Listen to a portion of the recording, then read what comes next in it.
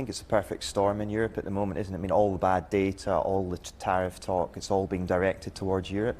I think the other thing as well with Europe is actually they would be hit really hard if the US, say, for example, goes after their car industry, whereas a lot of the Chinese tariffs are actually exempt from the tariff charges. So things like iPhones and so on that come from China are actually exempt. So 50% of stuff that comes from China to the US is exempt, but very little would be exempt if it was coming out of Europe. So I think Europe continues to be the sort of sick child of the global economy at the moment.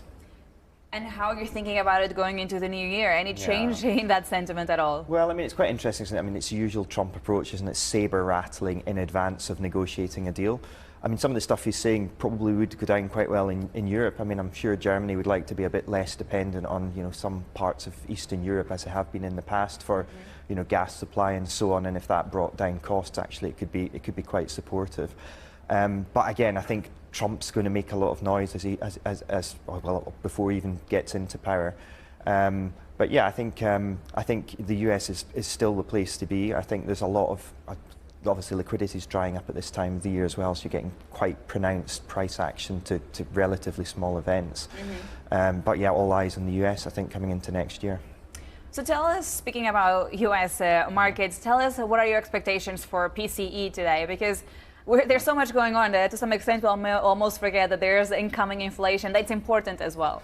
Yeah, I mean, it's really interesting at the moment, isn't it? I mean, it's just seeing something, you saw it with the retail sales data today. It wasn't quite as bad as maybe people were expecting in the UK. I mean, it's just very hard to tell, isn't it? We seem to be at one of those inflection points. There's lots of competing data that could move things either way. So I suppose we'll get something probably in line with expectations today, but yeah, it's just really difficult to make sense of data at the moment. I mean, inflation seems to be trending slightly higher at the moment, but the economic picture in the Western world seems to be continuing to falter a bit. So given all of that uncertainty, do you think that it is actually feasible to expect the Fed to cut twice next year? Or is that, forecast coming with a lot of uncertainty itself? Yeah, I mean, what you're seeing obviously in the US and the UK is that policymakers are not going to predict anything. They're going to wait for the data to confirm, and then they're going to move, which means they're probably going to be too late. I think, yeah, I mean, the US looks a bit more clear. I think the UK, for example, just pricing in now, if you look at 1-year gilt yields, it's only pricing in one rate cut. That looks very conservative to me. So we've been increasing our duration in the UK, for example. And I think just with some of the headwinds that we're seeing coming from Europe and some of the announcements in the UK budget, I think you'll see a lot more than one rate decrease in the UK, for example. I would like to dig deeper on potential implications from what we could see stateside. What sort of reaction would you expect in equity markets and even bond markets, really, if we see actually a shutdown, if there's no compromise in Congress tonight? Yeah, well, I think you start to see, I mean, we've seen this a few times before, haven't we? I mean, this stuff tends to go to the 11th hour and then there's some sort of compromise at the last minute.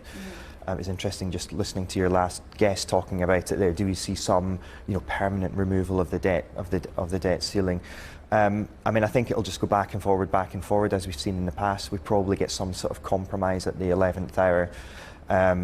And if not, we have been through this quite a few times before, so it probably just plays out the way it always does. Right, but if we see actually a complete removal of the debt ceiling, how would you read that? Well, I mean, effectively we have that at the moment, don't we? It's just renewed every couple of years. So, I was listening before what you were saying about do the markets take fright from that? I mean, I think probably not, because we kind of know what the stated policy measures are going to be in the future. It's just that it's a permanent removal rather than it being renewed sort of once every couple of years.